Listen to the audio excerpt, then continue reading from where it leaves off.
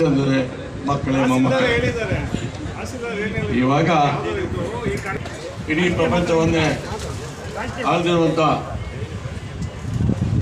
Britishers 1547 independent ಕೊಡಬೇಕಾದ್ರೆ ಅವಾಗ lord Mount ಬಾಟನ್ ಹೇಳೋದಂತೆ, ಯಾವುದೇ ಇವು ದಷ್ಟುಕೊಳ್ಳೋಕ್ಕಾಗುತ್ತೆ ನಮ್ಮ ಇಷ್ಟು ದೊಡ್ಡ ರಾಜ್ಯವನ್ನು, ಇದು ಒಬ್ಬನಿಂದ ಸರ್ವತ್ತಕ ಸಿಂಗಲಾಗಿ ಮಾತಾಡೋದಂತೆ. ಅದಕ್ಕೆ ಉತ್ಸಾಹ ಕೊಟ್ಟಂಥ ನಮ್ಮ ಮಹಾನುಭಾವ ಬಾಬಾ ಸಾಹೇಬ್ ಅಂಬೇಡ್ಕರ್.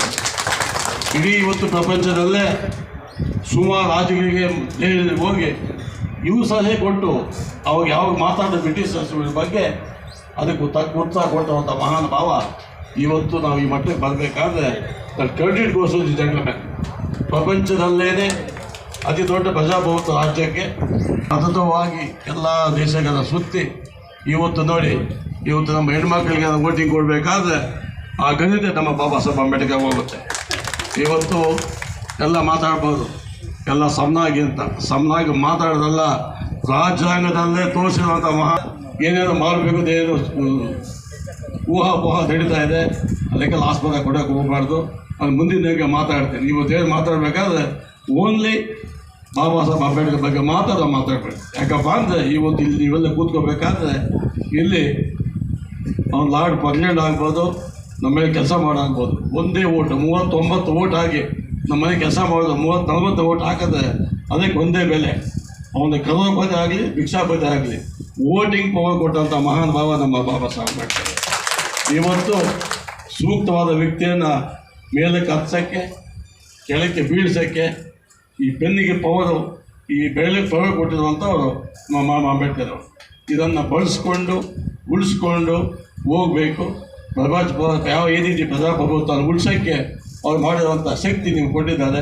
ಅದಕ್ಕಾಗಿ ಯೋಚನೆ ಮಾಡಿ ತೂಕ ಮಾಡಿ ಓಟ್ ಆಗಬೇಕು, ಅವರಿಗೆ ಬೆಲೆ ಕೊಡಬೇಕು, ಅವ್ರು ಕೊಟ್ಟಿರುವಂಥ ಶಕ್ತಿ ನೀವು ತುಂಬಬೇಕು ಅಂತ ಹೇಳ್ಬಿಟ್ಟು ನನ್ನ ಉತ್ಪಾದಿಸ್ತಾ ಇದ್ದೀನಿ.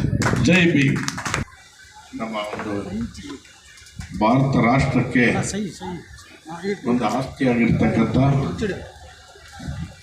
ಮಾನ್ಯ ಬಾಬಾ ಸಾಹೇಬ್ ಅಂಬೇಡ್ಕರ್ ಅವರ 133ನೇ ಜನ್ಮದಿನೋತ್ಸವವನ್ನು ನಮ್ಮ ಕಾಂಗ್ರೆಸ್ ವತಿಯಿಂದ ಸನ್ಮಾನ್ಯ ಆದಿನಾರಾಯಣರು ಮತ್ತು ಬ್ಲಾಕ್ ಕಾಂಗ್ರೆಸ್ ಅಧ್ಯಕ್ಷರು ಮತ್ತು ಎಲ್ಲ ಪದಾಧಿಕಾರಿಗಳು ಇಲ್ಲಿರ್ತಕ್ಕಂಥ ಇದಕ್ಕೆ ಸಂಬಂಧಪಟ್ಟು ಇವತ್ತು ವ್ಯವಸ್ಥೆ ಮಾಡಿರೋರಿಗೆ ನಾನು ಮೊದಲನಾಗಿ ಅವರಿಗೆ ಅಭಿನಂದನೆ ಸಲ್ಲಿಸ್ತಾ ಇದ್ದೀನಿ. ಇದೇ ರೀತಿಯಾಗಿ ಇನ್ನು ಮುಂದೆ ನಮ್ಮ ಕಾಂಗ್ರೆಸ್ ಪಕ್ಷದ ವತಿಯಿಂದ ಪ್ರತಿ ವರ್ಷ ಕೂಡ ಯಾರಿಗೆ ಏನು ಬೇಕಾದ ಸಹಕಾರ ಎಲ್ಲರಿಗೂ ಕೊಡೋಣ, ಇದನ್ನು ಹೀಗೆ ಆಚರಣೆ ಮಾಡಬೇಕು ಅಂತೇಳಿ ಕೂಡ ನಾನು ಕಳಕಳಿಯಾಗಿ ಅವರು ಮನವಿ ಮಾಡ್ತಾ ಇದ್ದೀನಿ. ಇವತ್ತೊಂದು ದಿನ ಬಾಬಾ ಸಾಹೇಬ್ ಅಂಬೇಡ್ಕರ್ ನಾನು ಎಲ್ಲಿ ಹೋಗ್ಲಿ ಕೂಡ ಮಾತಾಡುವಾಗ ಹೇಳ್ತೀನಿ, ಒಬ್ಬರಿಗೆ ಆಸ್ತಿ ಅಲ್ಲ, ಎಲ್ಲ ಸಮಾಜದವ್ರಿಗೂ ಇವರು ಆಸ್ತಿ. ಎಲ್ಲ ಸಮಾಜದವ್ರಿಗೂ ಸುಖ ಅನುಭವಿಸಿದ್ದಾರೆ. ಇವತ್ತು ಏನು ಶೋಷಣ ಒಂದು ವ್ಯಕ್ತಿಗಳಿಂದ ನರಳಾಡಿರತಕ್ಕಂಥ ಎಲ್ಲ ಸಮಾಜದಲ್ಲಿ ಬಡವರು ಬಗ್ಗರು ಎಲ್ಲರೂ ಕೂಡ ಕೂಲಿನಾಲೆ ಮಾಡಿಕೊಂಡು ಎಷ್ಟೋ ದಿನ ಏನು ನೋಡಿದ್ರೆ ಇರ್ತಕ್ಕಂಥ ಮಹನೀಯರಿಗೆ ಕಣ್ಣುಗಳು ತೋರಿಸಿರ್ತಕ್ಕಂಥ ಒಂದು ಅಂಬೇಡ್ಕರ್ ಸಾಹೇಬರು ಅಂದರೆ ಇವರಿಂದಾನೇ ಆದರ್ಶ ಆಗಿರ್ತಕ್ಕಂಥ. ಎಲ್ಲ ಸಮಾಜದವರು ಅವರೊಬ್ಬರೇ ಆಚರಣೆ ಮಾಡೋದು ಅರ್ಜನರದು ಮಹಾ ತಪ್ಪದು. ಎಲ್ಲರೂ ಕೂಡ ನಾವು ಮಾಡಬೇಕಾದ ಕರ್ತವ್ಯ ಇದೆ. ಭಾರತ ದೇಶಕ್ಕೆ ಒಂದು ಆಸ್ತಿ ಇದು. ಈ ಆಸ್ತಿಯನ್ನು ನಾವು ಇವತ್ತು ಹೀಗೆ ಮುಂದುವರಿಸ್ಕೊಂಡು ಹೋಗಬೇಕು ಅಂತೇಳಿ ನಾನು ಮನವಿ ಮಾಡ್ತಾ ಇದ್ದೀನಿ. ದಯವಿಟ್ಟು ಅವರು ಮಾಡಿದಂಥ ಆದರ್ಶಗಳು ಇನ್ನೂ ಬೇಕಾದಷ್ಟು ಮಾತಾಡೋರಿದ್ದಾರೆ. ಓಟ್ ಹಕ್ಕು ಅವ್ರದ್ದೇ, ಉಳೊಂದೇ ಭೂಮಿ ಎಂದಿರೋದು ಅವ್ರದ್ದೇ. ಬ್ಯಾಂಕ್ ರಾಷ್ಟ್ರಗಳ ಎಲ್ಲ ಕೂಡ ಈ ಒಂದು ಆಸ್ತಿಯನ್ನು ಅವರು ಬರೆದಿರ್ತಕ್ಕಂಥ ಈ ಒಂದು ಸಮಾಜವನ್ನು ಮುಂದಕ್ಕೆ ತರತಕ್ಕಂಥ ಶ್ರೀಮತಿ ಇಂದಿರಾ ಗಾಂಧಿ ಕಾಲದಲ್ಲಿ ಅದೆಲ್ಲ ಪರಿಪಾಲನೆ ಮಾಡಿದ್ರು ಆಯಮ್ಮನು. ಇವರೆಲ್ಲ ಕಂಪ್ಲೀಟ್ ಎಲ್ಲ ಬುಕ್ ಬರೆದು ಇಟ್ಟಿದ್ದವರು ಎಲ್ಲ ಆಯಮ್ಮನು ನಮಗೆ ವಿನಿಯೋಗ ಮಾಡಿದ್ರು. ಇದನ್ನು ಎಲ್ಲರೂ ಕೂಡ ಇನ್ನೂ ಮಾತಾಡೋರಿದ್ದಾರೆ. ಇದನ್ನು ಎಲ್ಲರೂ ನಾವು ಆಚರಣೆ ಮಾಡಬೇಕು ಅಂತ ಎಲ್ಲರಲ್ಲಿ ಕೂಡ ನಾನು ಕಳಕಳಿಯಾಗಿ ಮನವಿ ಮಾಡಿಕೊಂಡು, ಇನ್ನು ಯಾರ ಹಿರಿಯರಿಗೆಲ್ಲ ಇಲ್ಲಿ ಸನ್ಮಾನಗಳಿದೆ, ಟೈಮ್ ಗೊತ್ತಾಗುತ್ತೆ. ನಾನು ಎಲ್ರಿಗೂ ಕೂಡ ವಂದಿಸಿ ನನ್ನ ಮಾತು ಮುಕ್ತಾಯ ಮಾಡ್ತಾ ಇದ್ದೀನಿ. ಬುದ್ಧ ಬಸವ ಕನಕದಾಸರ ಆದರ್ಶ ಆದ ವ್ಯಕ್ತಿ, ಈ ರಾಷ್ಟ್ರ ಕಂಡಂಥ, ಈ ದೇಶ ಕಂಡಂಥ ಪ್ರಬುದ್ಧ ಮಾನವತಾವಾದಿ ಶ್ರೀ ಬಾಬಾ ಸಾಹೇಬ್ ಅಂಬೇಡ್ಕರ್ ಅವರ 133ನೇ ಜಯಂತ್ಯೋತ್ಸವದ ಶುಭಾಶಯಗಳನ್ನು ಹೇಳ್ತಾ,